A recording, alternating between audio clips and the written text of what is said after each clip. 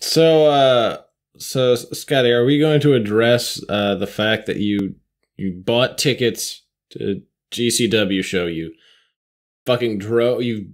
drove to Nashville. You dragged Blake along with it. You got drunk. You went to the show. You got slightly big leagued by one dude who had a reasonable statement. Now look and here. then your masculinity was so fragile that you turned to Blake and said, "Let's leave." Oh, That's no. Firstly, didn't go that way. It went with me watching Logan Stunt get yeeted across the venue through a door going, It started with me watching Logan Stunt because I was right there. I was 2 feet away from Logan Stunt getting yeeted off the stage 10 feet through a door. It was very good. Meanwhile, I'm chilling with Kevin Gill, Mance Warner, fucking Jimmy, I can't remember his name. Jimmy Dean? No, not Jimmy, not Jimmy King.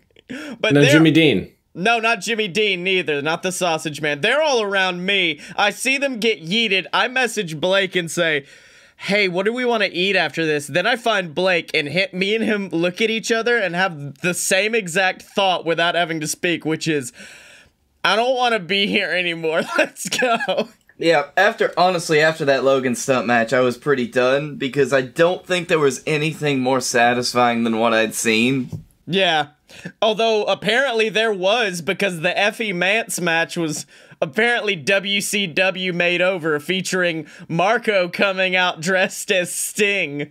First as NWO Wolfpack Sting, then removing a mask to be having normal Sting face paint. It ended with Mance. Wait. So now hold on, shut up, Dylan. Now I'm mad at you. You agreed! Yes, I am mad at me too, but I can't put that madness on me because I am a self-loving person. You can't put the madness on yourself, only can take it out on Hulk Hogan, yeah!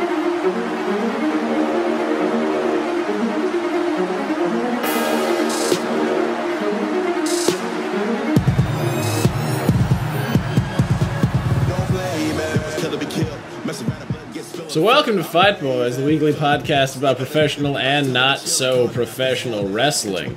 I am the last true fan of the death match, the Dylan. I am the current whiskey boy, Blake Tanner. Oh, by the way, Texas death match, not the regular one. You have to get regional with it. Could you tell us all the levels of a Texas death match? The levels are Yee and Haw. And I'm the man who doesn't need Jim Ross or Tony Schiavone to get over fucking Conrad. Scottye Moore! Jesus Christ. Okay, do you just want to start with that? So, might have been a little drunk. And that might have I feel like every story you've ever told on this podcast starts like that, like unofficially.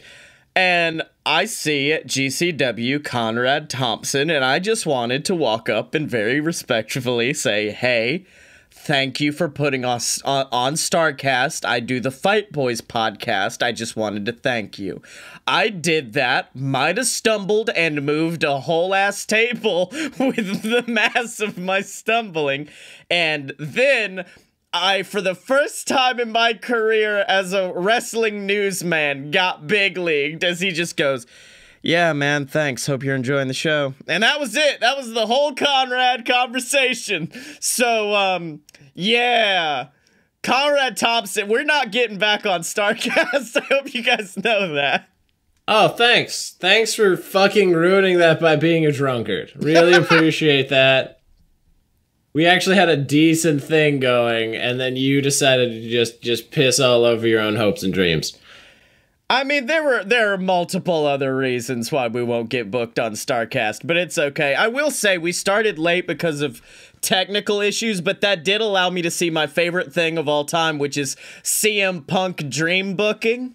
Because while I was waiting for it to load back up, I turned on WWE Backstage, and they're talking about like all the matches leading into to TLC. And Punk goes, "No. Here's what you do. Here's what you do with Lana and Bobby Lashley. You give it a few months, and then Bobby's gonna start getting sick of Lana too. So now there's a second divorce. We do a second divorce angle with that, and now Bobby and fucking Rusev become drinking buddies because they both hate the same woman, and now Lana gets a tag team, and they start going after Bobby, and he keeps going until he's eventually like, and now this is around WrestleMania time, and at WrestleMania time, obviously the new tag team's sick of Lana too, so we put her in a shark cage above the ring, and whoever loses gets Lana." And it's just, and then he was like, "And who knows, we could go past WrestleMania if there's still shit in Saudi Arabia at this point.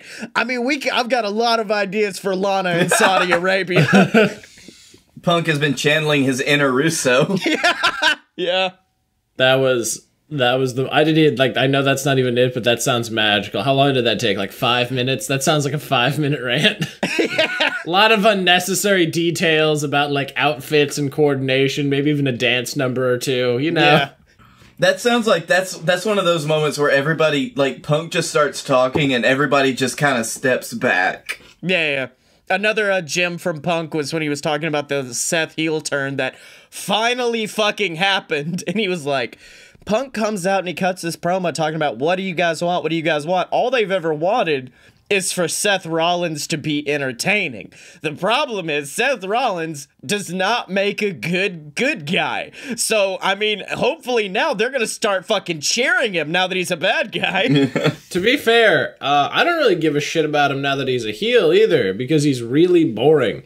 I mean, they really whiffed it, didn't they? Because as they pulled a fucking Ministry of Darkness. It was me, Kevin. It was me all along. It was like, yeah, we fucking knew it was you whenever they didn't wreck your shit 3 weeks ago. Well, I feel like the storyline is supposed to be it's self-fulfilling prophecy of everyone saying that he aligned with AOP, so he did it because everyone said it. Because he came out and was like, I had fucking nothing to do with this. And then everybody kept talking shit. And I said, fuck it, I guess I'm with AOP now. But I love he did the which is almost a level above being a chicken shit heel, which is being like an easily like swayed gullible heel. Yeah. Like, why am I supposed to take you more seriously than AOP? They already look like they could break you in half and eat you. Like, why would I? You're not in charge here. It's like the opposite of J&J Security. Fucking Seth looks like their bitch. Like, I don't buy this for a minute. You know who could have AOP as his minions? Braun Strowman. Anyone other than Braun Strowman is a fucking stretch unless you're rich as shit. And you're $1 million Manning. Dylan, I think you've hit on a perfect booking right now. And that is this whole storyline just becomes the exact opposite of J&J Security, where the AOP just makes Seth their bitch for a while, huh? And I will say, there was a moment where this actually got really interesting and was really fun booking for a singular second until I realized it's not what they were doing, which is Kevin looks at Seth and is like, Seth's like, fine, I'm leaving, and then AOP can come out and do whatever, but whatever. And so Kevin's in the ring like, AOP, come fight me, AOP. And then Sami Zayn's music hits. And how fucking much would you have loved for Sami just to come out and have been like, yeah, it was fucking me.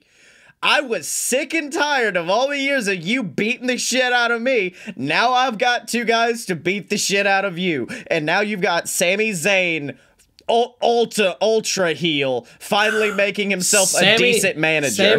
Woke Sami Zayn is already ultra heel. Woke Sami Zayn is ultra heel at a level past Daniel Bryan because it's not just limited to the environment. He can just say whatever the fuck he wants to. And as long as it's true, and it always is true, who cares? He can just keep recruiting failures to come piling behind him. Well, it's not even, at least he's had decent ones. He's had like Shinsuke Nakamura. No, and Raw it's just a cavalcade of failure. SmackDown it's decent, but Raw is where he's just like, I guess the B team, should bring the B team out too. I guess I'm forming the world's least effective trios team. They're gonna show up and Mojo fucking Rawley, I guess. I don't know. Jesus, I guess. Where's he been? Fuck it. He'd been getting pipe laid on him by Kevin Steen. Man, Sammy's woke gimmick, by the way, is one of my favorite things because it is, like you said, Dylan, even more so than Daniel Bryan in the environment. It is just the embodiment of, man, you're not wrong. You're just an asshole. Like, you're really not wrong. Like you're right. I still cheered for Daniel Bryan a bit during his thing. So I was like, yeah, man, fuck it. You have that fucking environmentally friendly championship. That looks handsome as shit. And then like he would wrestle. I was like, this is good. Sami Zayn just has a manager's license and is a dick. Like, there's no redeeming qualities on this. It's impressive. Yep. It's so well done. He has such amazing heat with the crowd because he comes out and everybody's just like, this ginger asshole again. It's like when Scottye shows up to a party. yeah. So, I'm sorry, we do have to discuss a little bit more Seth because Seth did the corniest ass bullshit to reveal that he was behind the AOP attack of all time. It could have been him just walking up and it wouldn't have been as dumb as shit as them with the fucking chair turn around like we're in an old goddamn Bond movie from the 70s. And then flipping the hood up. I love on backstage they were talking about that and Booker was like, where the chair come from? They had to have installed the chair for this exact purpose. Does he pull it up to the lake and go fishing? Why is this fucking chair in the back of the van? I love Booker T now. Yeah. Ever since I stopped having to listen to Shucky Ducky Quack time, it's been all uphill really. Between him and between Paige just saying like really on the borderline like inappropriate things. Need you to give me the juice. Two of my favorite things, honestly, about backstage. Now it's mostly just CM Punk showing up, like taking his he takes his last fuck, he hangs it up on the door, and then he walks into the studio, and then he goes back and he puts it back on and he talks to his wife. That's really what it is. I like to think that he leaves that fuck at home. Yeah. With AJ? Yeah, that's really where he needs it. What's the name of his dog? That's the last fuck. Is his dog. That's the last fuck. I will quickly speed round through the other two Seth Rollins stories, one of which is he has my new favorite injury report in WWE history, which is Seth Rollins suffered a broken little finger in his match against Eric Rowan. I love that people were like, I wasn't sure if Meltzer was just like being a condescending asshole or if it was his pinky finger. Because I could read so easily. It's like, oh, Seth broke his little finger. Nah, he broke his dick. Yeah. Pull a full Janela with it. Yeah, he broke his dick. And because of that, Seth was like, I can't wrestle. Was he supposed to be Cedric, I think, on this episode? He goes, yeah, I can't fight that. Meanwhile, Adam Cole has had a broken wrist for like 5 years and is still doing like Panama sunrises off the top of a steel cage. Which is why I want Adam Cole to go to AEW. Yes. And so finally, about Seth. He just don't get it, because apparently, according to Seth, what made the Hell in a Cell match against The Fiend bad was the red lighting. And that was it. That was the only reason he gave. And I'm like, no, Seth. Yeah. It wasn't the no selling of everything. It wasn't the fact that like you beat The Fiend because all of a sudden the no selling stopped. Yeah. It wasn't that you pulled a DQ in a Hell in a Cell match. It was just bullshit. It was just the shitty mood lighting. Mm-hmm. You're right. The fucking prostitution district lighting, that's what killed it. That's it.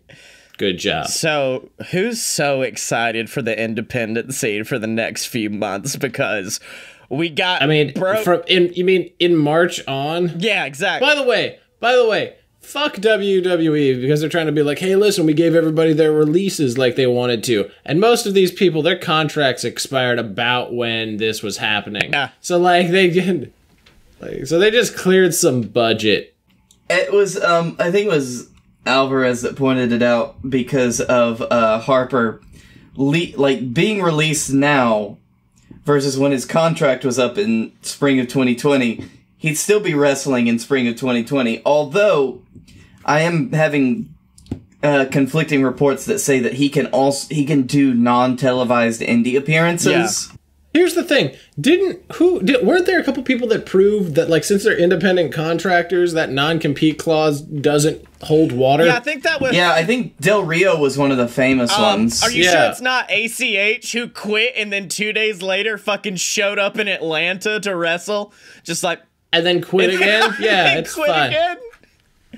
You know what? I just want him to have a good life and be happy at this point. Like, if you want to retire, that's fine. Go open up like a Shake Shack or something, dude. Just ACH is Shake Shack. The only one that I'm really like, I really feel it worked out for was Sin Cara, because that dude had been trying like everything, new looks, being over in Mexico, being on Mexican TV, like really putting himself out there.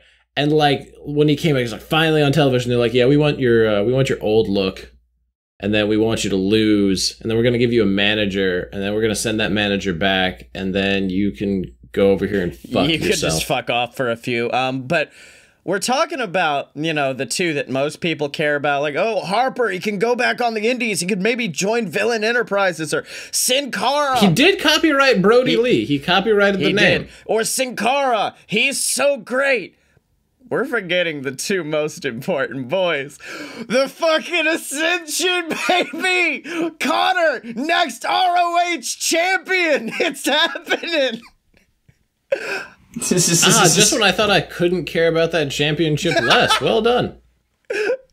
Jesus. I'll be honest, we could probably sign them to a contract. We don't have much money to give them at all, but I feel like we're like, hey, you just have to cut promos as a nasty little rat every once in a while, and we'll take care of the rest. They'd be like, yeah, I'll do that. By the way, when you called him that, did you know those promos that I showed you existed? Oh, yeah. I always knew Rat Boy Connor existed. That's why I brought up the Rat Boy. That's why he is the Rat Boy in JWF. Oh, see, you never filled that in years ago.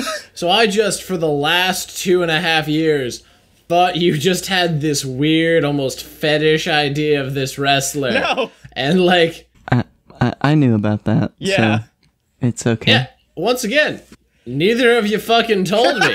And like, why would I fucking research the background of the Ascension? I'm fairly sure that episode, which I think was the first episode of Fight Boys, I bring up the old pictures of Connor where he looks like a nasty, skinny rat. Now... Yeah, you said he looked like a nasty, skinny rat. He looks like a slightly buffer rat now. So that really didn't give away, like, the intentions of it, all right? Yeah.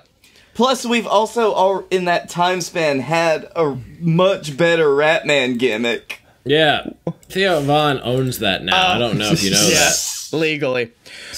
So, like, unless they start bringing him along, which I would pay money for that. Now, hold on. What about that feud, though? Oh. The path to the rat.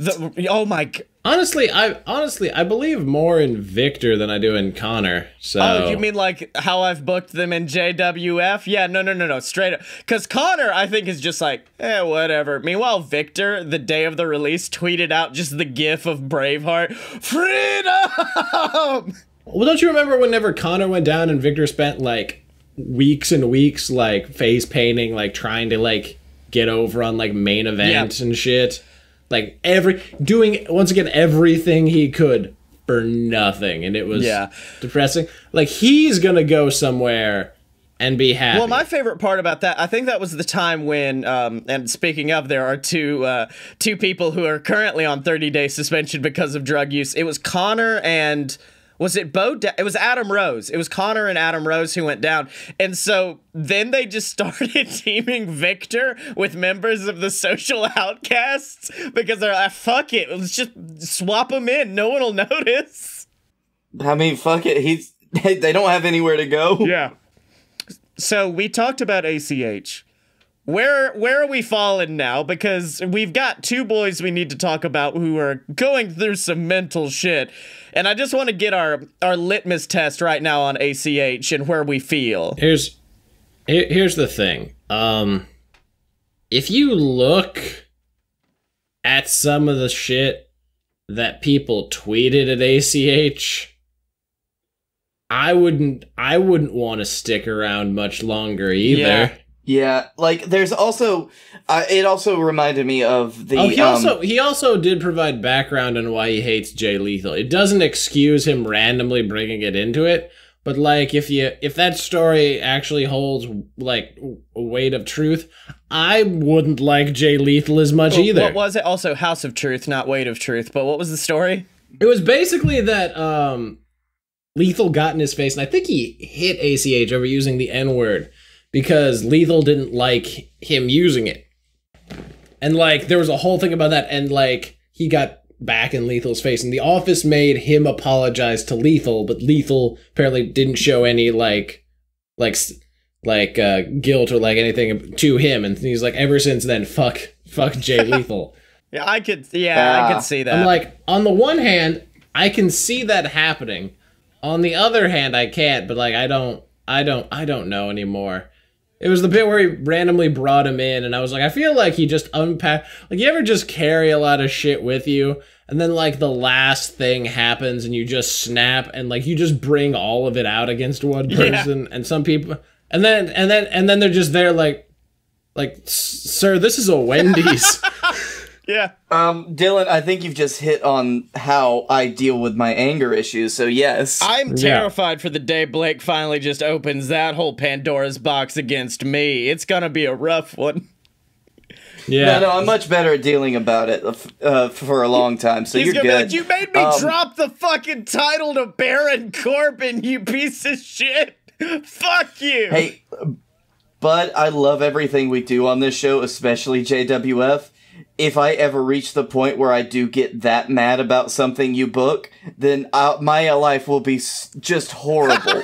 It will be so much worse than anything you could imagine about our fun little dumb booking we do. I thought you were going to be like, it's going to come out in a promo. Like Blake Tanner comes out to the ring, then walks up the ramp and is like, Scottye Moore, I want you to pay attention to me as you sit there as uncomfortably as you can, because I have a lot of things I'd like to say. Sits down cross-legged.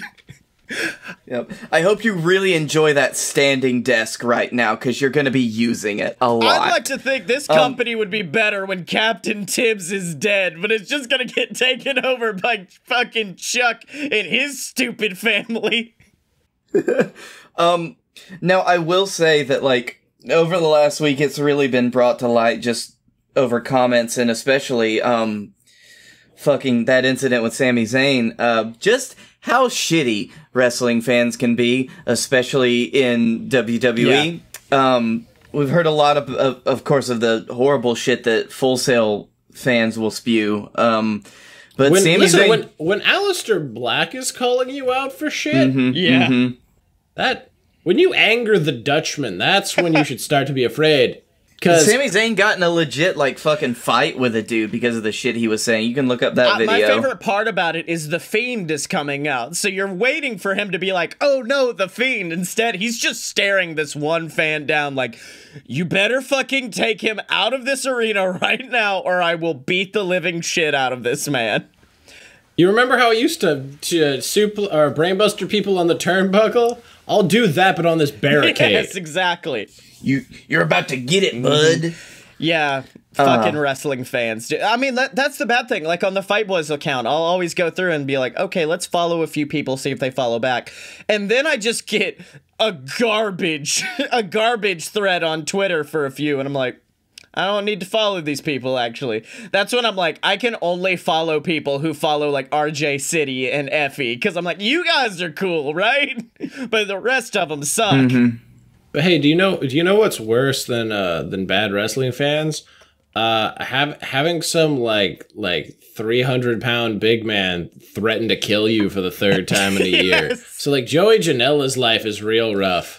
Out of nowhere. Also, we did get to just like stand in the vicinity of Janela. Oh yeah. I believe it's while this was happening because fucking as we were leaving, I look at Blake and Blake's like, "Where do you want to go eat? Barbecue or something like that?" I'm like, "I don't." Blake, no, we have to stop. We have to stop because Janela's right there. Janela's right there. And Janela, who should be doing commentary, is just out smoking a fucking cigarette, staring inside like, fuck this. Can't wait to get back. That's when you just go up, you're like, Nux? You fist pump. By the way, anytime like Marco Stunt or Logan Stunt or any of them or Janela ever do anything, I just remember that awkward breakfast. Yeah.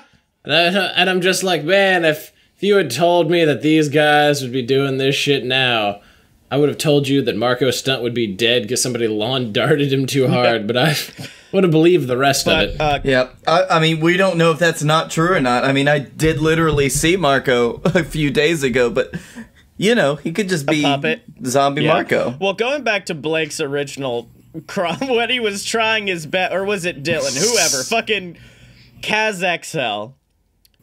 Yeah. As much as I'm currently wanting to be like, oh, ACH, I'm going to give him the benefit of the doubt. He's been going through a rough few months.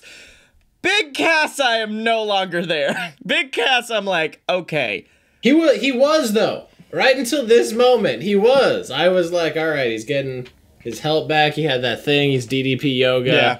We're good. And then it was like, I'll fucking kill you. How you doing? Yeah. Hey, at Janela, the fact baby. That he brought in his fucking... Hey, at Janela, baby. Say one more word about me and your life will end. Real talk.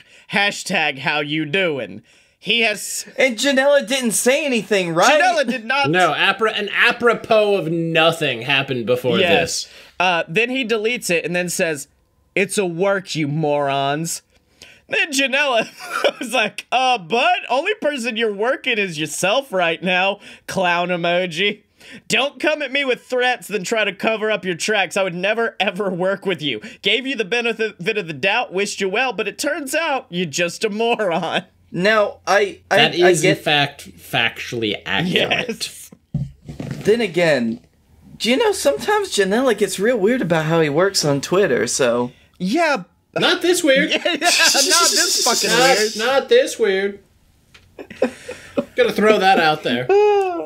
I don't know. You never know what's going on in the mind of the bad boy. Scottye, what's going on in the mind of a bad boy? I will say right now, I would probably message them at first and be like, hey, do you want to work something on Twitter and we could try to figure something out instead of just doing this bullshit. Oh, do you want to do that for their Conrad before we release this and you bury him? Yeah, hold on, let's just DM Conrad real quick, and it's just me cutting another promo in the DM on Conrad. It's a good thing we know Mega ran. Well, hold on, here's what it is. It's like Colt quit doing Art of Wrestling as often, so now I need another famous wrestling podcaster to go after. So my new rivalry is with Conrad Thompson. We could have feuded with like the Matt Mania dudes and just had a friendly rivalry for like the next year until we saw them. We did that already, and we beat them at StarCast. Yeah. And then you continue, listen, man, the Okada Omega trilogy happened, but like people still wanted more. You can book it better. God damn it. We've still got room to grow. Yeah, we do. You know what doesn't have room to grow? Bray Wyatt's personality on television. I really no longer give a shit. I don't. And actually, no, I take that back. Creepy, I'm stalking your family, Bray Wyatt is... If it was a separate gimmick from The Fiend, like if they were in no way, shape, or form related, I would actually like that one more. Yeah. I like creepy Mr. Rogers, Bray Wyatt fighting you. Yeah, because I can... The storyline going into this has been the fact that creepy Mr. Rogers, Bray Wyatt is very much like... I need to try to keep everything cool or else he's going to attack. And you're not gonna like that. I'm the good guy. I am the heel. He is the hurt. And then, for some reason, on last SmackDown, actual Bray Wyatt, not The Fiend, just assaulted The Miz. And I'm like, okay, now you're kind of losing the plot, WWE. So, well, no, it might be. It's the thing that. It's the thing that, like, I'm sorry, you talk. I talk too much on this show. You're good. Honestly, the more and more I think about it, the more and more I like that. Because this is the broken Bray Wyatt psyche of, to save you, I have to kill you so the Fiend doesn't. Okay. And I'm really fucking into that. It's also the thing of, like the Miz has also been on a thing of, like, you know, we need to stop the Fiend, we need to stop Bray Wyatt, and like I'm pretty sure the storyline is going to be that Bray recognizes the Miz as like an agitating threat. Yeah. So it's like a long Blake's thing of, he's just like, yeah, no, he's before you hurt everyone. The lives of the few for the lives of the many. Bam. It's like, the reason I showed you that picture of your family is because I'm trying to save them, by the way. Also, who walks into a dimly lit room or a blackout room with one light and doesn't expect to get mugged? Are you fucking retarded? People in WWE, man. Sorry, I didn't mean to use that word. Are you fucking stupid? Are you just the dumbest person on earth? Do you not learn? Like, do you have like a legit learning disability? Because this shit happens like on a yearly basis. I'm actually worried about you. Man, I'm loving this transition to more woke Dylan. Because he's still as much of an asshole, he just finds better ways to say it. Oh, there were some early episodes of Fight Boys where I'm like, I'm gonna have to cut that. Now I'm gonna put that in right there. We're gonna have to hold off on that one. So, it was a different culture. Well, speaking of back then there was a boy we talked about a little bit too much, and his name's Alberto Del Rio, and I'm hoping this is the last time we ever have to talk about him, because he did... No. If he gets knocked the fuck out by Tito Ortiz, you best believe I'm bringing him back up. Oh, no. Is there a rematch? Because he already did. Oh, nice. Because Alberto... So this is it, Dylan? Alberto put his apparently one of his WWE championships on the line as he fought Tito Ortiz. Tito fucking choked him out in the first round and took the title. This is like when Miz put wasn't his old Intercontinental title on the line against Xavier when he was playing Madden, and then X just beats him for it. Yeah. It was in Street Fighter 3 Third Strike. It was the old white IC title belt. It's so good. It's so fucking choice, dude. Isn't Tito Ortiz 50? Yes. But then again... And he made him tap. Yeah, he tapped him out. Tap out or get out. Tap or snap, baby. Tap or snap. Oh, but shit, I never got to... I've been setting up all of these fucking... things we could jump off to, and we haven't yet, because... Yes, a long time ago, Connor and Adam Rose did get suspended. But now fucking Robert Roode and Primo. I wanna know these backstage cliques, because apparently Connor and Adam Rose hung out a lot, and now Robert Roode and Primo did too. I'm pretty sure my favorite one was the Primo, where I was like, oh no, Primo's not gonna be on TV. Which where I was immediately like, oh no, wait, they're still with the company. Yeah, they're in WCCP or whatever is in exactly back in their home country. The Robert Roode one, I was just like, yeah, you're right, man. 40-something-year-old jack to the gills Robert Roode. How could that not have been all natural? Well, it does come off of the heels of something that is going to be my heel of the week once we get to it. But yeah, man, it was weird because it's been a while since we've just had a real good suspension. So I'm happy they're bringing that gimmick back. Oh, we had releases, suspension. Apparently there's going to be NXT releases soon, which is going to be hilarious. Because, like, they can only, I'm pretty sure within, like, the next year or so, yeah, the number of people that, like, want to go there are going to decrease. Well, the weird thing for me is the fact that an NXT release is never, like, at least a WWE release, it's like, okay, the Ascension. I remember them at least. For NXT releases, it's always like, Greg Fitzpatrick was released from his NXT contract today. And you're like, who?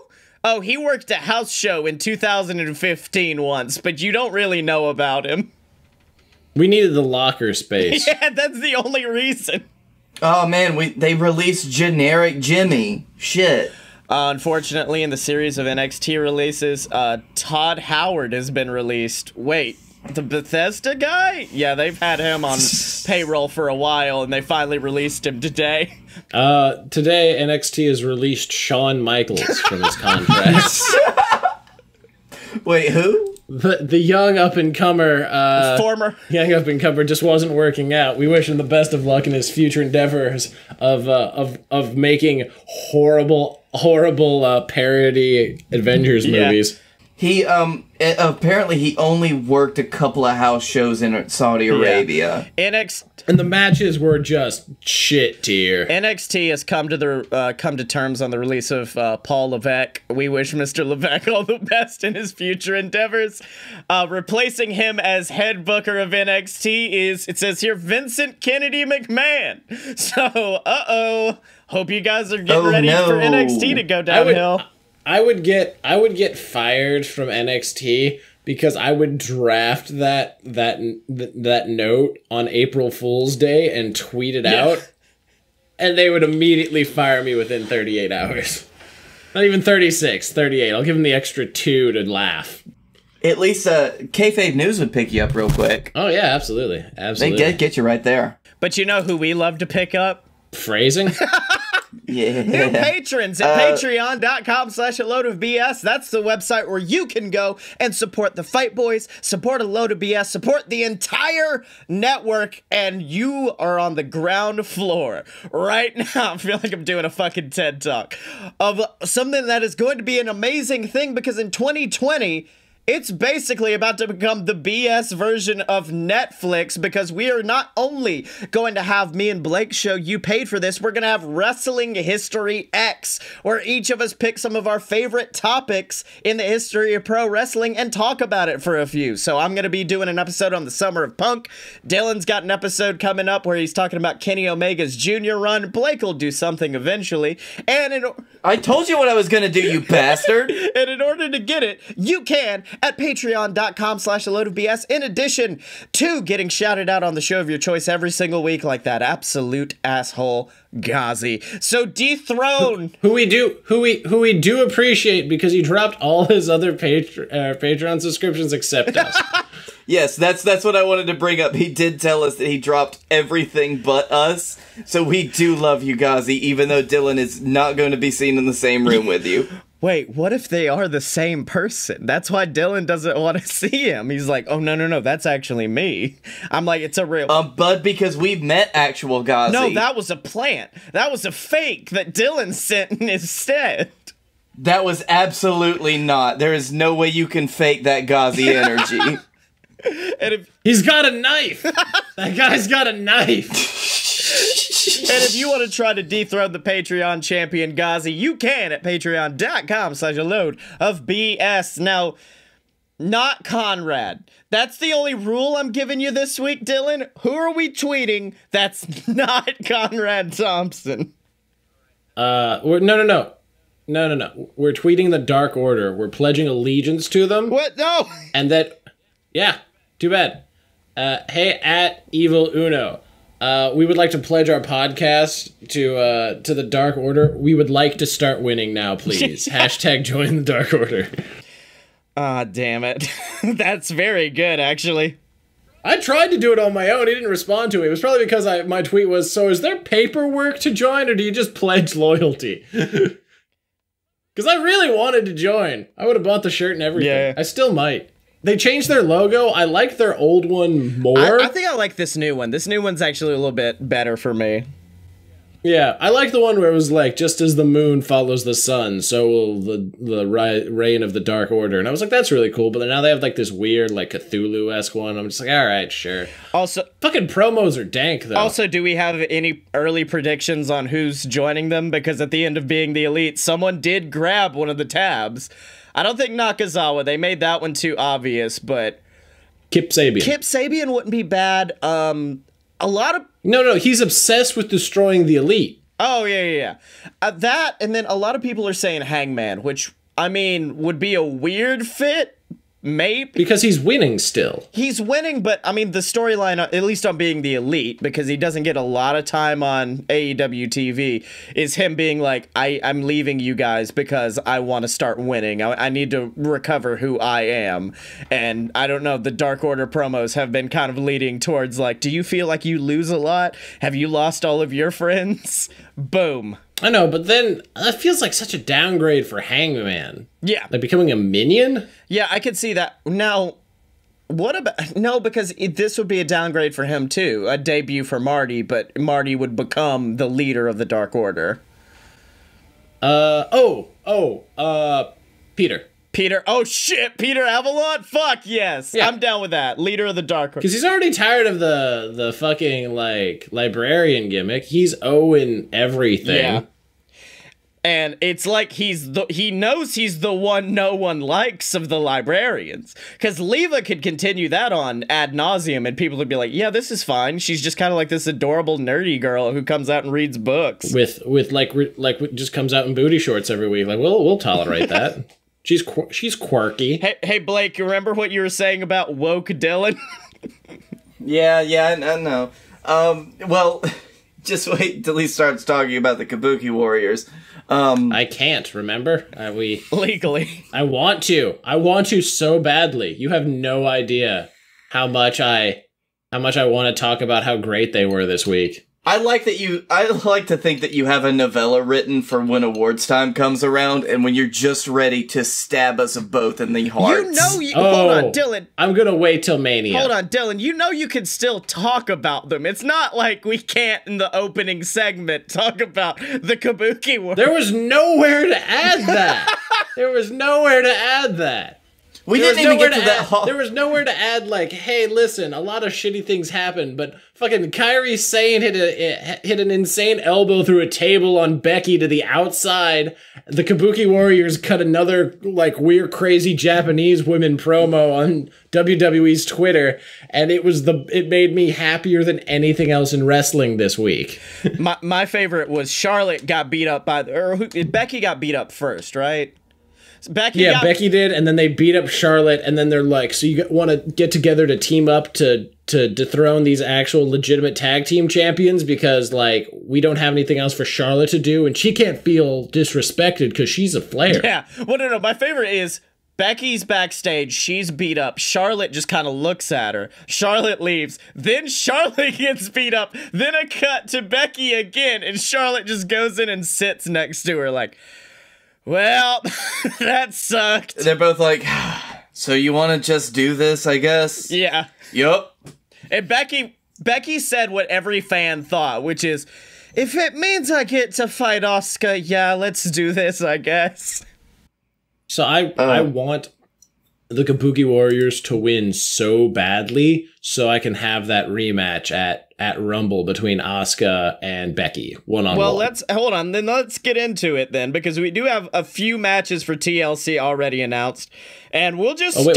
When is it? Is it it's the 22nd or something? It's this Sunday. It's coming up. Oh, okay. You didn't have predictions on the thing, did you? Yeah, I do. Oh, it did. Oh shit, I wasn't even paying attention. That's on me. Well, I picked the Kabuki Warriors. They're my Bray Wyatt women's pick. Well, I was gonna say Roman Reigns versus King Corbin. No, Kabuki Warriors. They win that one. They come out. They win it. They win it straight up. Okay, let's start with Kabuki Warriors versus Becky and Charlotte. Does anyone in any world think that it's not Kabuki Warriors? Yeah. Oh no, absolutely. They're foreshadowing like real hard because they got beat down like right beforehand, and it's the like two former champions. Like no. They're gonna have the same thing where Kairi goes through the elbow through the table, they roll out of the way, then they like scamper up the left. That's probably what's gonna happen. But I choose the Kabuki Warriors because they're the last thing I like other than Drew McIntyre. Yeah, I pick Kabuki Warriors too. Actually, no, my favorite thing is Akira Tozawa coming out and getting the shit kicked out of him every week, and WWE not even trying to hide it. Like on their Twitter account, they're like, yeah, it's happening again, ain't it? He's just getting beat up. I hope y'all are ready for this. I'm willing to go with the Kabuki Warriors on this one. Rusev versus Bobby Lashley in a match that's not gonna end this as much as it needs to, but it's a tables match. Rusev. Sure, Rusev. Just because, like, it's gone on so long that if Bobby wins, it might be a turning point for most fans. Even fans who are, like, lukewarm on the product and don't care. Like, I feel like if this rivalry... It's still a really high-rated segment every week, because I think half the people want to watch it because of the stupid soap opera drama, and the other half want to see what train wreck they'll do. Dude, I rewound to watch that whole divorce segment, because I'm like, I have to see how bad they fuck it up. Like, because you can hear Lana when she knows her lines... and is just like speaking normally, and then you can hear when she's stuttering and is not sure of herself, and that's the moments when I'm like, I gotta see this whole thing. I gotta see this fucking play out. Rusev showed up in a blazer and a Donald Duck t-shirt to his divorce hearing, and like the big dick energy just radiated through the arena. So yeah, I think if this does evolve into like a 3-match thing, Rusev needs to get the big pop to start things off, and then Bobby and Lana can complain after it for some reason. Bray versus The Miz, and I don't think anyone said it's The Fiend, so we may just get Bray. That's why it's a non-title match. Yeah. Which is why, even so, I'm saying that Bray wins, because Mr. Rogers is gonna get the win. Yes. Bray's winning after the newest member of the Firefly Funhouse, Good Bald Daniel, comes out. And Good Bald Daniel is gonna beat up The Miz for him. Yeah, old Bald Danny. OBD, Bald Danny.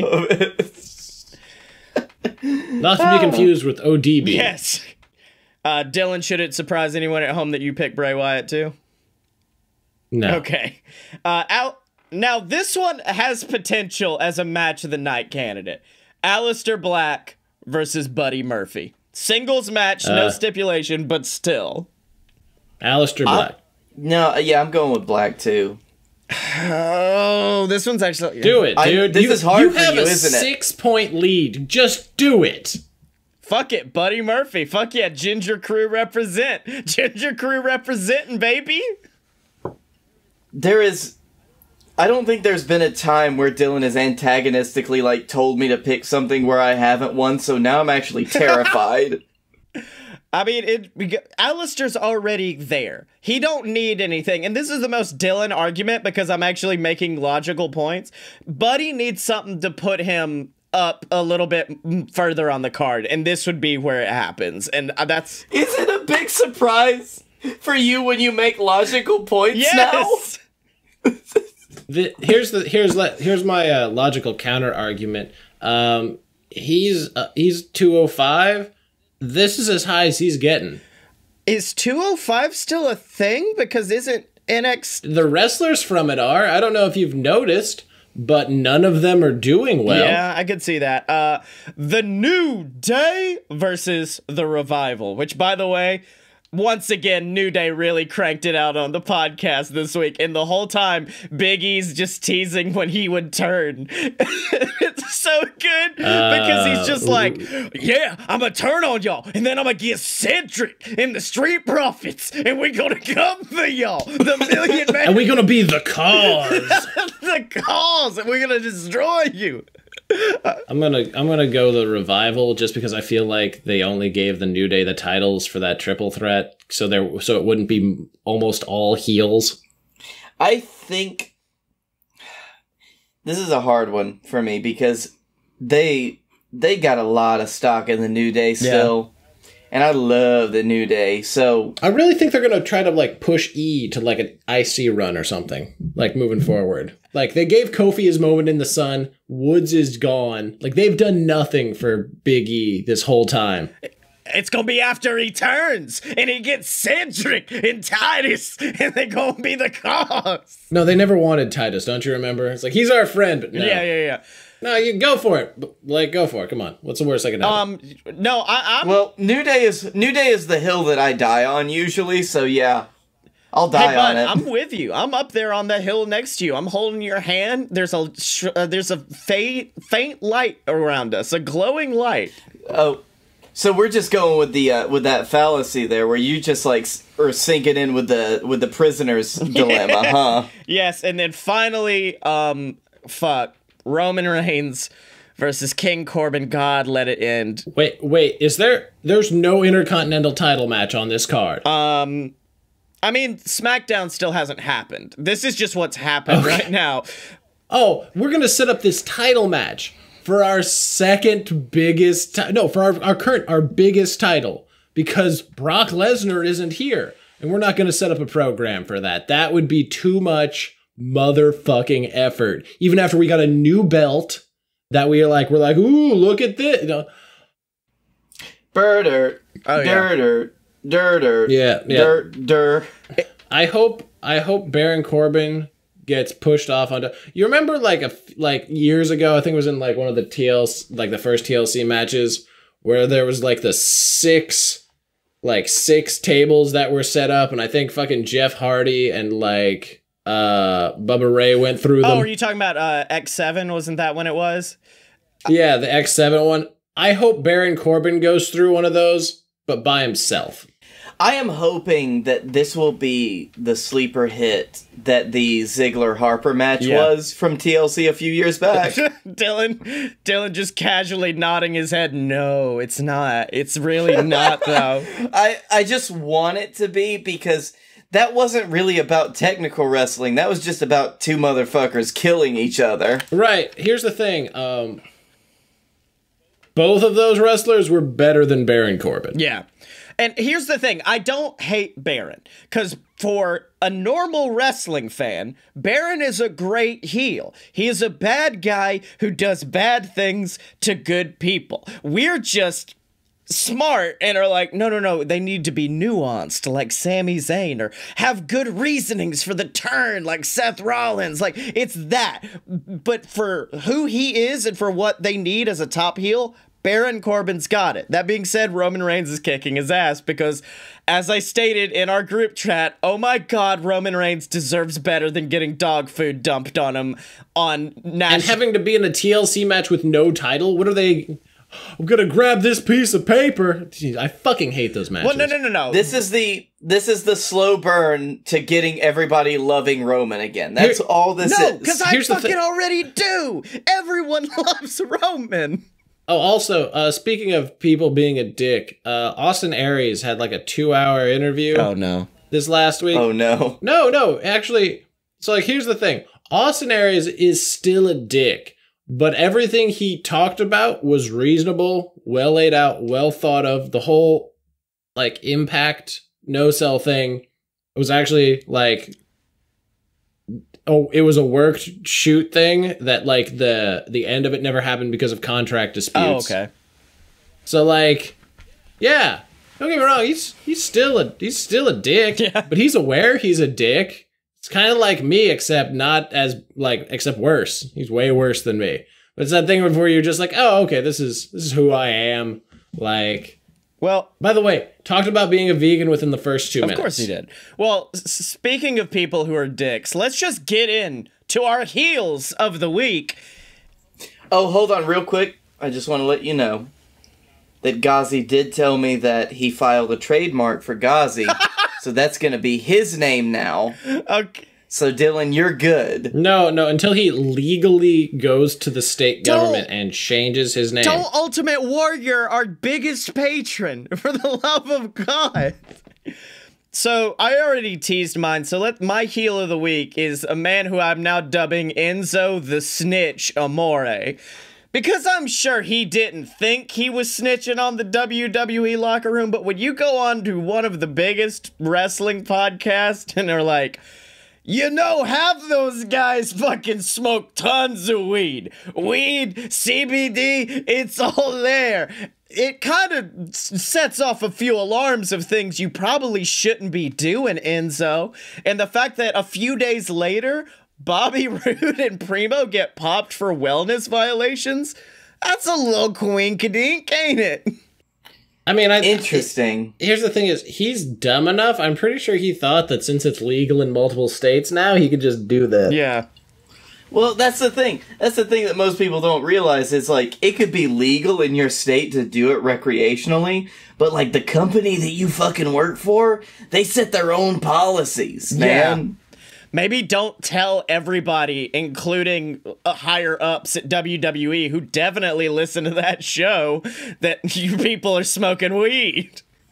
Also, I love the fact that he put CBD in all that, because it's just like, you know that doesn't, like, show up or fuck you up or anything, right? I would have loved if 2 days later, half of our roster has been suspended for wellness violations. But it's like...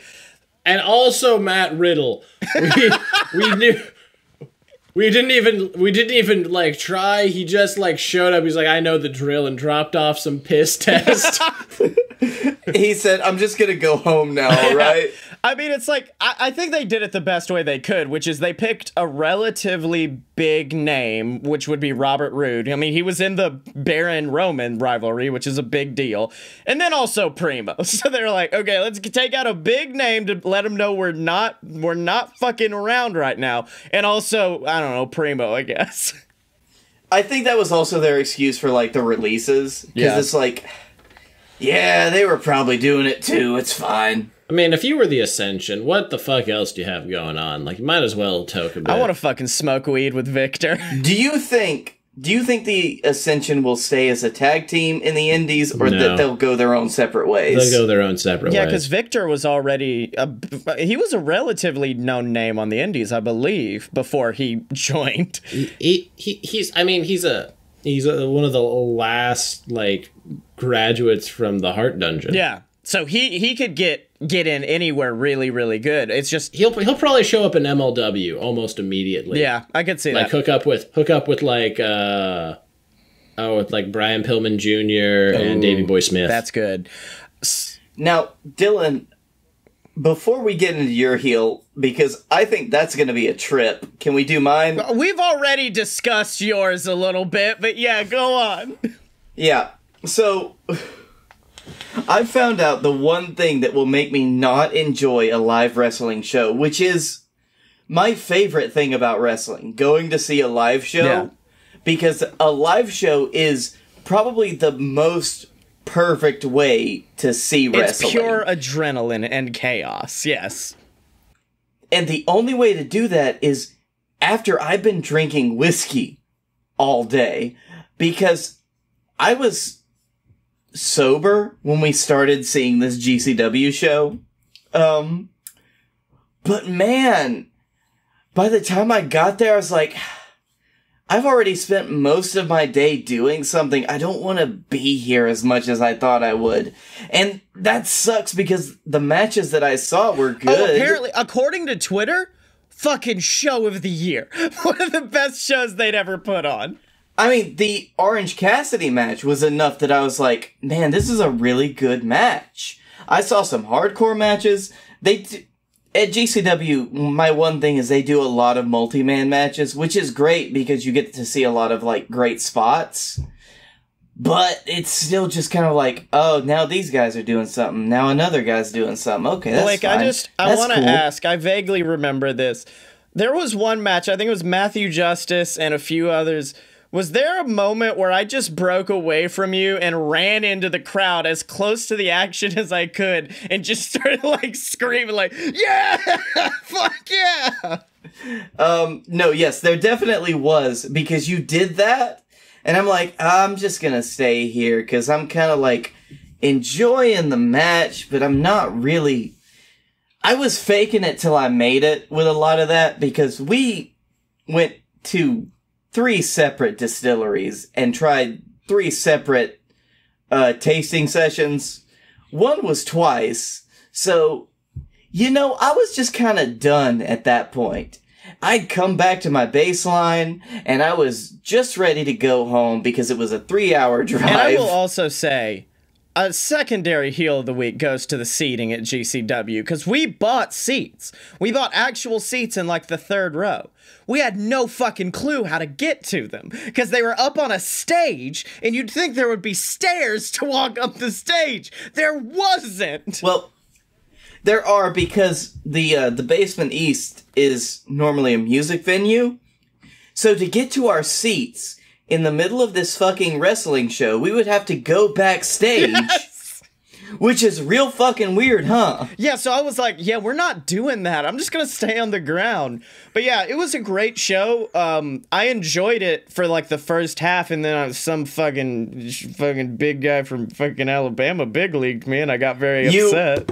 That literally happened as halftime was happening. So like right at the intermission. Yeah.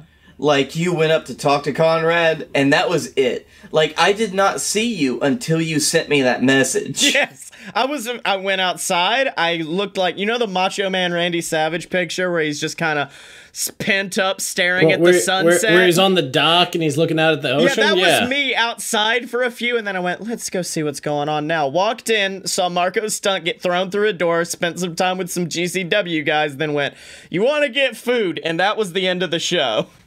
Marco Stunt did not get thrown through a no, door. It was Logan. He was Marco was on commentary. The better looking Stunt got thrown through. Yeah. You ain't wrong, but I feel mean saying that. So I mean, Marco said it, so I can say whatever the fuck I want. So Dylan, I'm very curious about your heel of the week, because this is almost a heel turn for Dylan himself. Oh, also a great moment though. I did get to spend some quality time with the Stunt family dog. He had a cute ass who dog. they brought to the show, which was great. Neat. Okay, so recently, in the last week and a half, there's been a serious discussion on Twitter, on Reddit, about the fragmented nature of storylines in AEW. That largely being that if you need to know everything, you have to be subscribed to 2 YouTube shows and TNT. Oh, absolutely. Yeah, you have to watch Being the Elite, you have to watch Dark, you have to watch Dynamite. Now, if you watch Dark, they tell you what the fuck happened last week on Dynamite, but I get this feeling that if you watch Dynamite, they don't give a fuck about the other two. No, not at all. Cody came out and he tweeted, he's like, if you watch Dynamite, you get everything you need on Dynamite. And everybody was like, that is blatantly false, yes. And you're not even trying. And like, as much of just a hardcore like AEW fan as I am, that and New Japan. Also, shout out, New Japan's come to Tampa, motherfuckers. So, and Nashville. It's gonna be lit. I'm spending so much money on wrestling next year. It's fucking stupid. We're gonna break it. But yeah, no, it's like I'm going to the Jacksonville show at that same theater that I fucking hated 6 months ago. I haven't learned a lesson. Yeah. And I like. Even I recognize, like, listen, this isn't the best way for this to be happening. Like, I can understand why people wouldn't like this. Like, they need to better integrate it. They need to better, like, mention what's going on and be like, hey, if you guys want, like, even more, whatever, and, like, link it. Or have, like, Being the Elite and everything on one YouTube channel, which people have been calling for months now. Yeah. Like, they've been like, dude, you can't have the All Elite, you can't have the Nightmare Family, you can't have Being the Elite all as separate channels. We need to get all, you can have them as different tabs. Yeah. Different subsections, but you need to have all of this in one fucking, and they refuse. They refuse to do it. And it's gonna bite them in the ass. Which I find strange because AEW has been so accommodating, like, so far. For everything that happened after the company was founded. I wonder if it's everything that was beforehand, which is what Being the Elite and Nightmare Family are, they refuse to compromise. I wonder if it's a TNT thing, not an AEW thing, though. I wonder if it's TNT being like, this is our channel, so you can only put on the stuff that's specifically... Then combine the Nightmare Family one with Being the, like, combine the other two. That makes me wonder, like, especially because, what fucking commercial is it that TNT's playing now that Meltzer absolutely hated? Oh, it's the one where they're like, they actually call out NXT and shit. It's a little rough, I don't know, yeah. I haven't seen it. Yeah, so it's like... TNT. You know, that's where we're starting to run into some kinks with the network versus the company. Yeah. Well... But, yeah, that's my heel of the week. Like, they're not going as good as they can. But another heel is also Meltzer and wrestling fans who are just like, this company is doing, it's like WWE Light. They're doing all these things. I was like, you don't seem to understand. That was their goal. They weren't trying to be like New Japan US, largely because they knew that New Japan US is coming. And they're not going to be like NXT because they knew NXT was there, but they knew that everyone complains about Raw and SmackDown every week being the way Raw and SmackDown are. And they're like, what if we did that, but without the shitty parts? And like, they've been kind of just trial running it for about 3 months now. And they're like, some of it works, some of it doesn't. The worst parts of AEW are nowhere near the worst parts of Raw and SmackDown by a fucking like whole continent. But I swear to God, if you were on social media, you would believe that like they were, and that's horse shit. Yeah. Well, because we're already... Hold on. Oh, before we get into baby phases, I do need to call out our boy Ghazi again, because he has said in the chat that he's planned on changing his name for a few years now. So Dylan isn't Ultimate Warrioring him. He's just doing it himself. Okay. Well, don't work yourself into a shoot, brother. Well, now, since we talked about how bad AEW is, I do want to talk about one of my favorite things of all time, and it involves last week's AEW, and it's Dustin fucking Rhodes. The man is a sociopath. I always forget how good Dustin is until Dustin comes out for a match, because I was like, okay, I guess the Bucks and Dustin will be good. Dustin will come in, get few good spots, and then the Bucks will take care of the rest. No. Then he did a Canadian Destroyer, motherfucker. Did a Canadian Destroyer, and my favorite is when the Young Bucks are experts at coming up with triple team moves, because it was like fucking Canadian Destroyer, then pick up I can't remember who was laying down, but essentially it became a double Meltzer driver into a senton to finish the match. Yeah, it was a double indie taker into a senton. It was fucking astounding, that match. It was also an early onset Alzheimer's / shattered dreams. Oh yeah, that was fantastic. So yeah, Dustin Rhodes is my baby face of this week, because I always forget he's probably one of the best wrestlers in the world until he comes out to the ring and is like, oh hey, sure you forgot about this, but let me fucking blow your mind for a few seconds. He had that great outfit. Yeah. Oh yeah. By the way, you remember I'm a great wrestler, right? I'm old as shit comparatively, but I'm still so fucking good. And the fucking spot where he gets in the ring, he hits like 2 scoop slams and then just does the fake out. I'm so fucking tired. Scoop slams another dude. People were complaining about that one. I didn't understand. Neither do I. Like, I will never not mark out for a Dustin Rhodes scoop slam. Yeah. Like, that is one of the things that he does perfectly. Also, I will say, one of my favorite things is when AEW botches, they'll tell you about it, because my favorite part from the fucking Cody promo before Bunny, Butcher, and Blade attacked, and I know this is going back a little while, is when he's talking about MJF, and he goes, apparently he's using the Crossroads now, so that's good that they're botching it on 2 separate channels now. I was like, oh, thank you for acknowledging that. Yep. Oh, also, the weird thing. So after the, I don't even know what you want to call it, Gold Bucks. Yeah, that was a good one. There was a recent discussion about the best trio involving the Young Bucks, because they're fucking chameleons of working with literally every single person. Yeah. Do y'all have a favorite? We can just have this slide. Firstly, I want to change the name of this segment to "Oh Also," because every time I'm like, okay, what's your babe? Oh also this. No, mine's AJ. I love the Bucks when they worked with AJ. Like, they had that match. It was I think it was Cedric, ACH, and Matt Sydal, and they just ended it by murdering them. No, they murdered Matt Sydal in what was like a chain combo finish in Street Fighter. Yes, like it was or Mortal Kombat, because it just should have ended with flawless victory, fatality.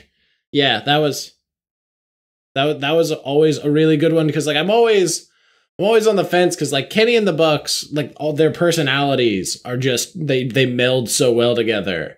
And like there's so many good ones, like Paige and the Bucks, like the Hung Bucks, which they even commented that like, how did we get away with that on television? That shouldn't have made it past anywhere. Like them and Cole, always good, but them and AJ, like when they came out, it was like, you're fucked. Yeah. It's over. You have 0.00% chance of winning this match. And they're like no other trio they do has that same kind of like final boss feel. Yeah. And my favorite is still like the spots from that King of Trios that they were in that one year. Like fucking AJ damn lucha ropes. Fucking first night AJ tries for the phenomenal forearm, misses it, and then a second night whiffs it again. Third night you just see AJ get on the top rope and just struggle for a few seconds before nailing it. It's so good. And I'm falling asleep, so I'm gonna get to my baby face. Yes. And that is the Truth Master, CM fucking Punk. Yeah.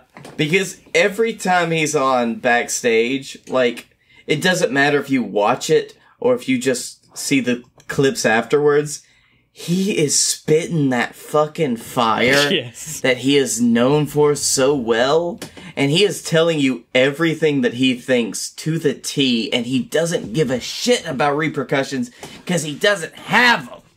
I mean, he had a good few ones today, and we've already talked about it a little bit, but I mean, like, him just coming out and being like, Seth Rollins is terrible at being a good guy. And then, like, he was talking about the fucking section where they dumped dog food on Roman, and he was like, I know a lot of people thought I was gonna hate this, but Baron's job is to do bad things to good people, and that's what he did. So, I mean, like, it's him analyzing everything perfectly is so good. And then, like, tonight they were talking about the Finn Balor AJ match from TLC when it was supposed to be, it was Bravers. It was the Sister Abigail build-up that never came, and he was talking about that. And he goes, you know what, that too sweet in the end. The only thing that would have made it better if they just started kissing. Just wanted to see them start kissing in the middle of the ring. I love that. My baby face of the week is our good friend Sexy Chucky T on AEW Dark Commentary. They had one match where it was Britt Baker for like the Jurassic Express one, which also had a great line of fucking Excalibur being like, oh, so like your boyfriend, and Britt Baker was like, my boyfriend. We talked about this. Oh, yeah. Like, apparently when they were off TV, they cut to a spot when Nyla Rose was just annihilating people in the ring, and it cut... Oh, yeah, the Britt Baker. It cut to Britt in the crowd, and Excalibur goes, that's Britt Baker! That's Adam Cole's girlfriend! It was very good. I love Adam. I love Excalibur so much. I love Adam Cole, too, yeah. Baby. But no... Chuck Taylor, like, the first time he did commentary, it was kind of okay. You could see this time it was like you were back in PWG, man. Oh, good. Like, it was some good stuff. Peter Avalon and Leva Bates like messed something up, and then he was like, I guess you could say the librarians weren't on the same page. Have you guys used that one before? I'm the best commentator in this company.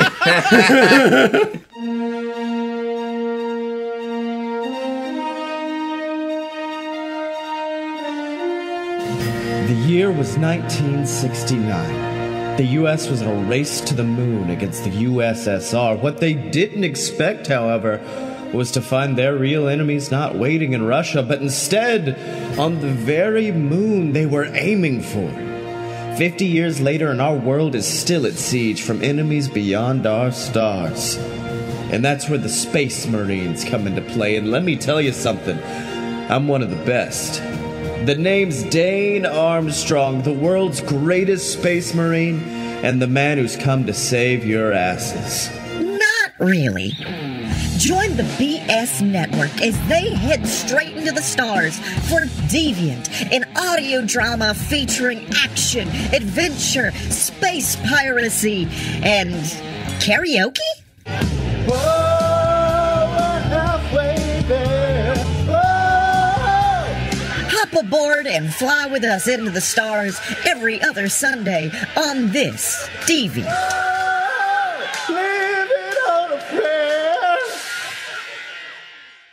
So, boys, we've talked WWE, we've talked AEW, we've talked TLC. That's probably going to be an absolute garbage fire. But now I want to talk about a pay-per-view I'm excited to see, which is JWF Barrcade. It's coming this Sunday live to your YouTube feeds. And in order to see what all is happening, we got to turn things over to Captain Tibbs and Silver Spoon for another episode of JWF Monday Night War.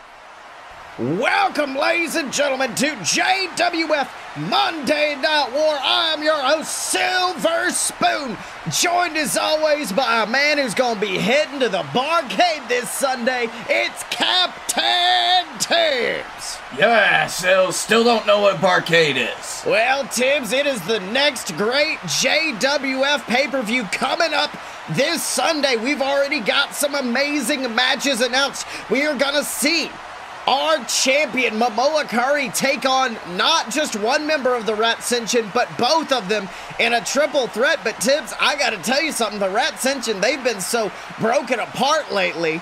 I think this might be easy pickings for Curry. What do you think? Well, yeah, Sills, this is... You know how in ancient Rome they would put gladiators, just kind of strip them down, let the lions kind of eat them. Kind of eat at them, right? That's what we're doing, right? Well, I mean, they ain't had a good week, Tibbs. The old Ascension, I heard they got fired from their day job, and I don't know if this is the best thing for them to go ahead, but in addition... Send those rats to the lion, baby! But in addition to that, Tibbs, we are going to see the Dynasty, the team of Scottye Moore and the Dylan, a man who we've never really seen team up with Scottye in the past, take on the JWF Tag Team Champions, the VWO. And you got to think the Dynasty, they've got one hell of a vendetta after they were embarrassed getting beaten by the VWO at the Los Trios Tangos pay-per-view only just a few weeks ago. Yeah, Sills, they're probably pissing their pants, honestly, after the VWO trounced them like that. I gotta say, it was a wonderful sight to see, but this is just utterly horrible planning on part of the Dynasty. Scottye Moore, the Dylan, never really seen eye to eye as much as you could think, and they're teaming up for the first time, really, trying to get tag team titles. It's just not going to work out, really. That's right, Tibbs, and the VWO are in our ring right now, and I think they've got a message for the Dynasty. So let's have a listen. Ladies and gentlemen, we are this close to having the Dynasty off of our backs and out of the JWF for good, just like we were a few years ago.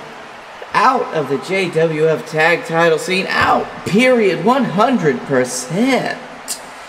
You see, those three men that dominated this industry held down every good wrestler that deserved an opportunity, has claimed everything for themselves, but now the VWO are going to do what's needed to be done for a very long time.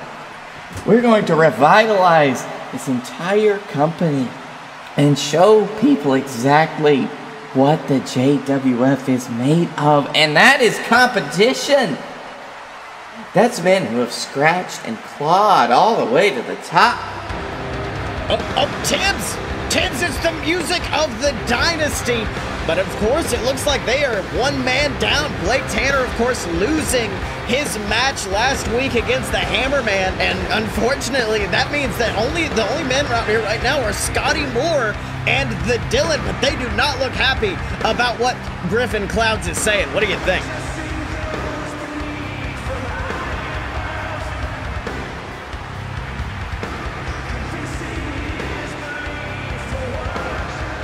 Jesus Christ, won't you people ever shut up about this?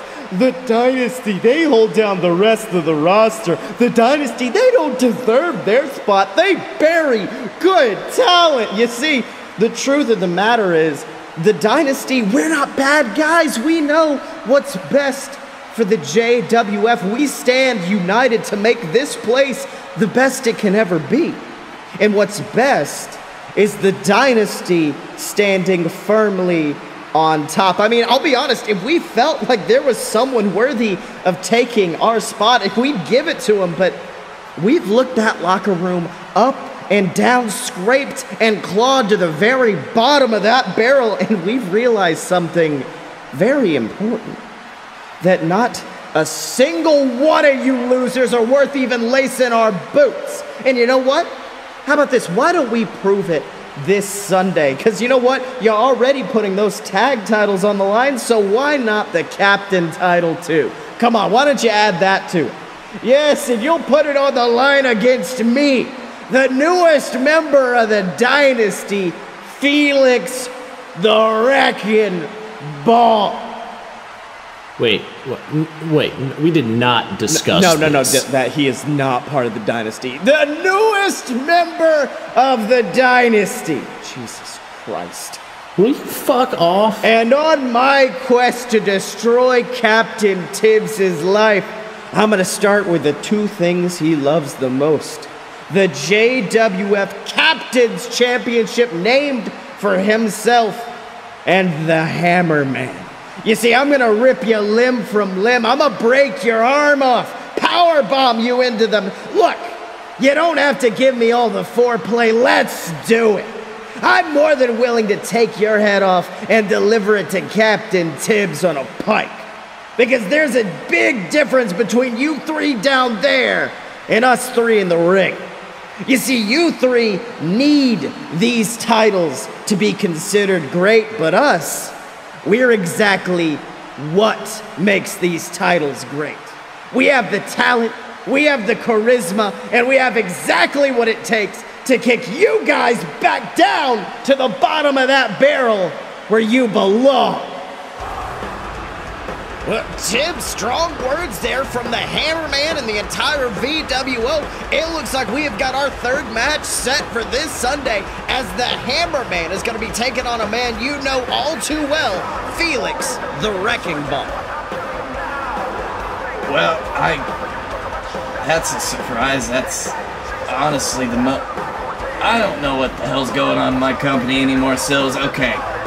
Alright, if we're gonna have to do this fucking match, it's gonna be Felix Ball in the Dynasty versus the VWO, and there's gotta be something. This is just not gonna be a 3-on-3. Fuck it. The winner gets to pick the stipulation. What? Tibbs, do we have a main event match? Did you just said it? Yeah, that's it. Well, ladies and gentlemen, just announced by Captain Tibbs in just a few short minutes, those men, the Dynasty and Felix Ball, are going to be facing off against the VWO, and the winner gets to choose the stipulation for their matches this Sunday at Barrcade. It's absolutely amazing main event, but Tibbs, I got to ask you something. How do you think Blake Tanner feels in all of this? I mean, last week, Blake Tanner was defeated by the Hammerman, and now Blake Tanner, I guess he's went home. The Dynasty has sent him home to basically get his brain together, and you got to imagine what it's like to be Blake Tanner at home, now seeing your Dynasty teammates teaming up with Felix Ball. It's ridiculous. Well, Sills, they've already sent him home. That's just par for the course for how Blake Tanner's gonna feel. I don't know if there's anything more than I can add to that insult and injury that the Dynasty has put on. That's right, Tibbs, and I mean, you gotta think Blake Tanner, a former JWF champion, he will not take lightly to being disrespected like this.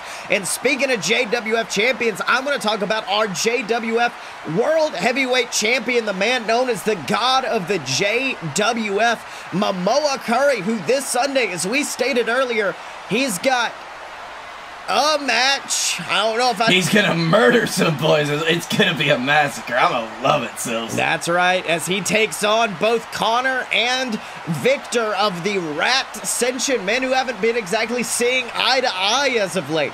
Of course, Connor winning the International Waters ladder match to earn this spot, but then Victor, ever since seeing Connor climb that ladder, he has retaliated against his tag team partner and against the JWF champion, leading to this triple threat match. And Tibbs, I gotta know, what do you think's going on in the head of Victor right now?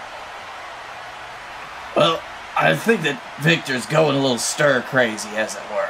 You know, the OG rat boys, he likes to be called, Connor, the butter fanatic in some circles. I think that Victor's just sick of his shit, really. That's right, Tibbs, but I mean, in all honesty, the one man who's been the most silent during all of this is our champion himself, which is why we've sent one of our top interviewers backstage to talk to Momoa Curry ahead of his match this Sunday. Let's have a listen.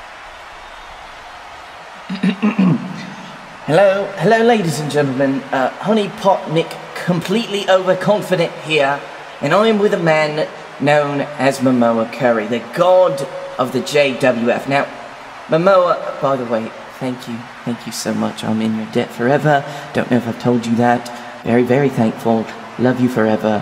Kisses. Now, Momoa, last week, Captain Tibbs has made the decision to add Victor, of all people, to your match at Barrcade. With this new, reinvigorated form of Victor, do you feel worried about your title reign ending at this match? No. I'm sorry, do I really need to say anything else? I mean, come on, I literally just fought 3 spirit demons at the last pay-per-view, so forgive me if the whole rat triple threat thing, I'm taking it a little lightly, I know. Because you know what? Yes, Victor does seem reinvigorated. Seems like he can take on any competitor in this company. Seems vicious, ready for a fight, but he's not just fighting any competitor this Sunday. He's fighting the god of the JWF. He's fighting Momoa Curry. So as far as I'm concerned, I understand that Victor and the other one seem to be having a few marital issues right now. So look, I am fine with being the irrelevant one in this situation. I'm fine with sitting back this Sunday and letting those 2 work out their issues before I punch them both in the face and pin them to the match. You see, this Sunday is a well-deserved night off for Momoa Curry. This Sunday is a walk in the proverbial park, and no rat is going to ruin my day. I'm sorry to keep bringing this up, Momoa, but as you said, it seems like, well, you're taking this threat extremely lightly. Do I not need to remind you that these 2 have been former tag team champions, vicious competitors in the ring? Look, I get it. Get what you're doing. Trying to make people excited, make them want to tune in and watch this Sunday on the Fight Boys YouTube channel because, oh no, Momoa Curry's title reign's in jeopardy. We've got to tune in and watch. But these people are smarter than that, honeypot. They know I'm gonna win. They know it's not even gonna be close, and they know these 2 are just a stepping stone for me. So if you want people to tune in, you can't lie. You can't feed them some false narrative of, oh no, he might lose, oh no. No, you need to tell them the truth. And the truth is, if you want to see Momoa Curry, God of Law, God of the Sea, that whole deal, you know, if you want to see that guy beat down 2 fuckboys and then dance on their corpses, tune in this Sunday to Barrcade. But if you want to see Momoa Curry lose, let me tell you something, friend. You're gonna have to wait a while. And that is how you sell a damn match, McDonald. Well, Tibbs, I mean, I gotta say, a little bit of overconfidence from the champion. I mean, in the past, we've seen less challenges come his way, and he's been terrified, but I don't know. Do you think Momoa Curry's overconfident going into this? No. Okay. Sills, have I said, did that pick up on the mic? Sorry. No. Oh, well, Tibbs, yeah, it is the rat Ascension. We can't. I don't know what to. I'm sorry. I'm trying to be the best booker I could be, but damn, there's just gonna be a massacre, bud. That's right, Tibbs. But speaking of massacres, that's something we've seen every time these men have stepped in the ring against one another. The team of the Dynasty taking on the VWO, because it's time for the main event of the evening, and we can see the VWO standing proudly on the center of the ring. The Dylan, Scottye Moore, and also Felix Ball, who's there for some reason, squaring off against him. It looks like The teams have been chosen. Looks like we have got the Dillons starting off against the Hammerman. And Tibbs, I gotta say, that is a wise move, putting the big man up against the Hammer. But wait a minute, Felix Ball, the Wrecking Ball, tagging himself into arrogance on full display. And Tibbs, it does not look like the Dillon or Scottye Moore are happy about that. I mean, I wouldn't be too, Sills. This is what Felix Ball does best. He injects himself into something that he thinks is getting hot, and then he just rides it out to make more money. That's right. Now Felix and the Dynasty jaw-jacking back and forth. But wait a minute! The Hammerman with a big spin kick just absolutely levels Felix Ball, going for a quick pin as the Hammerman 1, 2, ooh, and the Wrecking Ball just barely kicking out at 2 3/4. But Tibbs, I gotta say, the remarkable thing is the Dynasty. Scottye Moore, the Dillon, they did nothing to help Felix, nothing to stop that pinfall. It almost seemed to be relishing in this beatdown of the Wrecking Ball.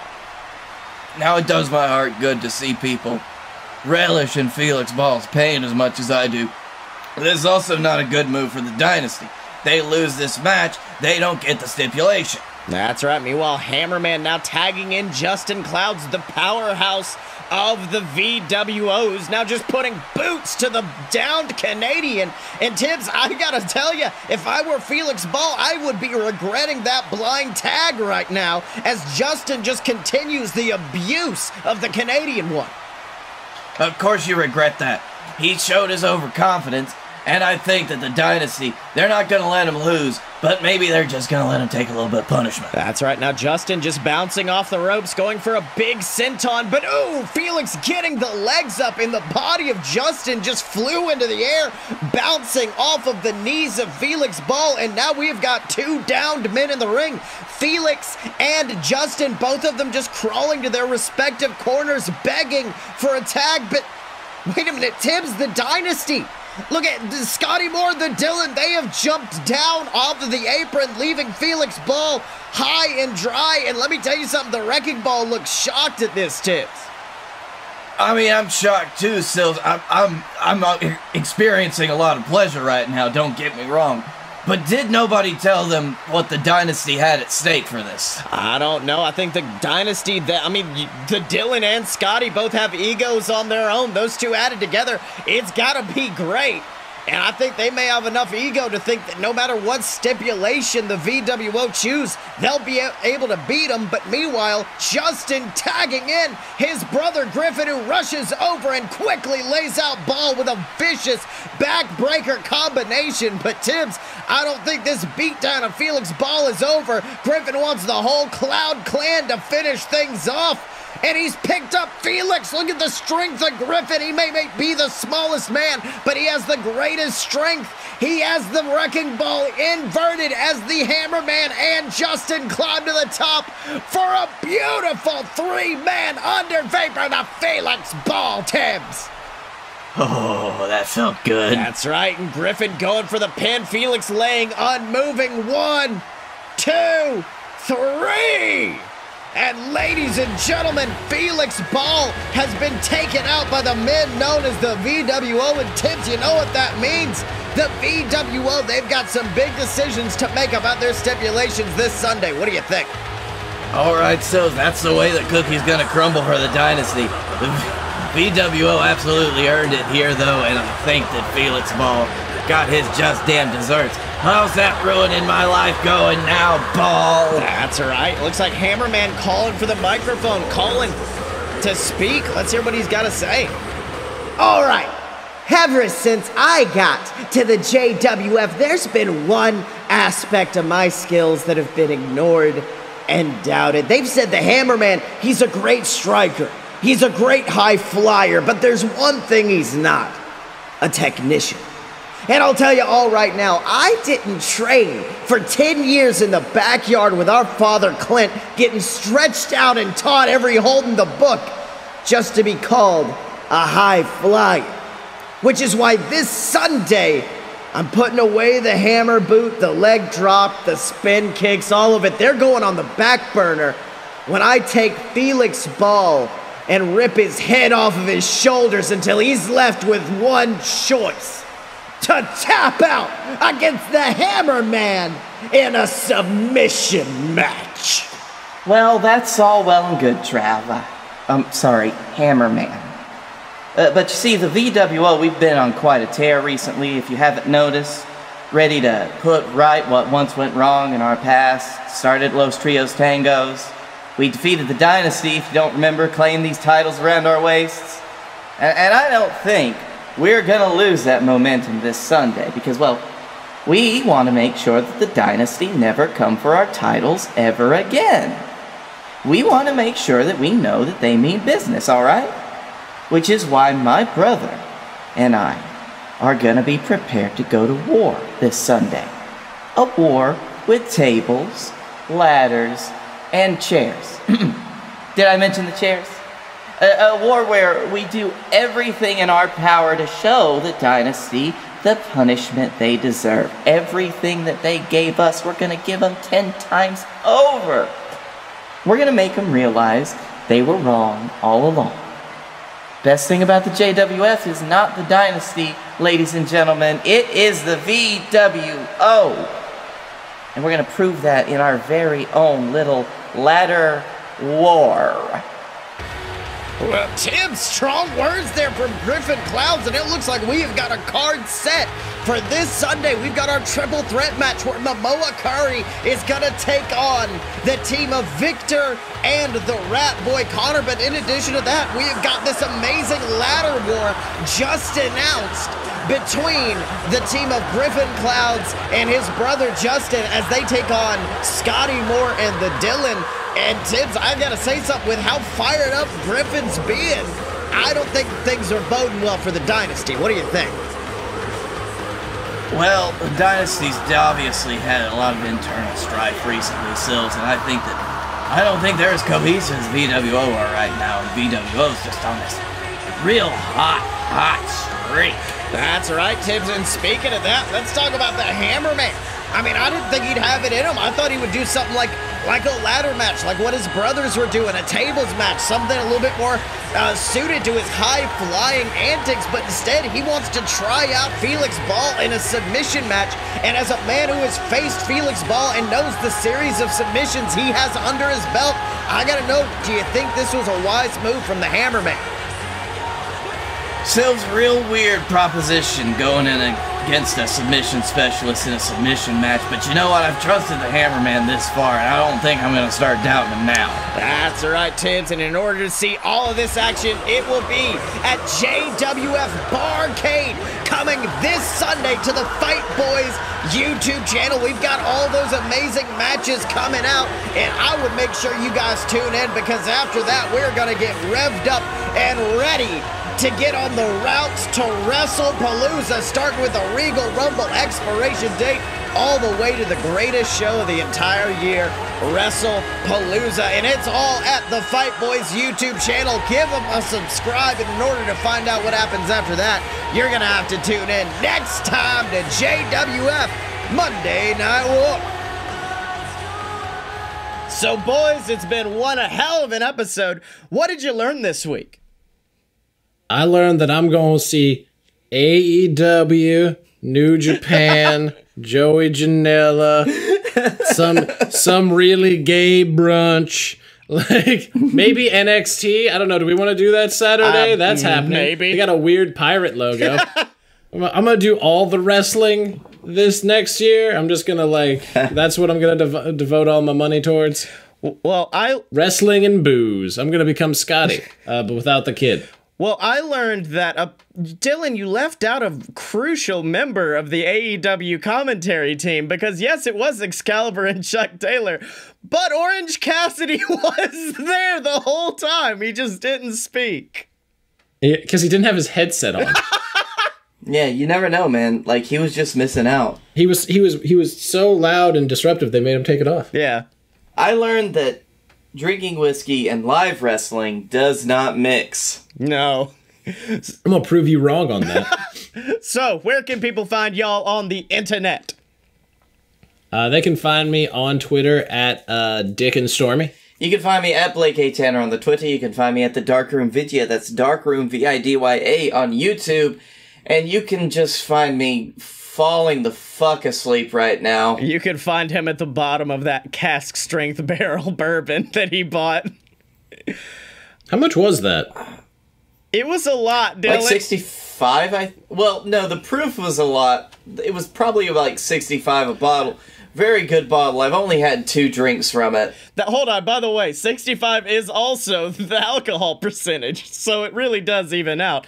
And you can find me on Twitter. It is a 115 proof whiskey. Thank you, sir. And you can find me on Twitter at Scottye Moore, SCOTTYEMO. Buy my books on Amazon and check out the brand new BS Network program, Deviant. It is an epic audio drama of chaos and space piracy and alcohol, because that's basically all of our shows at this point. So check that out at www.aloadofpurebs.com, in addition to all the other programs on the BS Network, from A Load of BS to Me Again. They're all there for you to check out. Special thanks to Mega Ran for our theme song, Fighters, baby. Hopefully we'll get to play it live sometime soon for all of you who want to listen. Okay. I thought you meant... Yeah, he's gonna invite us up on stage. We're besties with him now. Yeah, we'll bring him on. And remember to support the show, whether that be by donating to the Patreon or picking up some merch or just leaving us a review on iTunes. Those 5 stars mean the world to us. You can do it there, Podchaser, wherever you get your shows. And if you've already done all of that, just tell a friend who loves pro wrestling to check out the Fight Boys. And as always, you can find us at aloadofpurebs.com. Step up to the merch table at merch.aloadofpurebs.com. Find us on Facebook, donate to the Patreon, subscribe on YouTube, and remember to let us join the Dark Order, Evil Uno, because when you're a fight boy for life!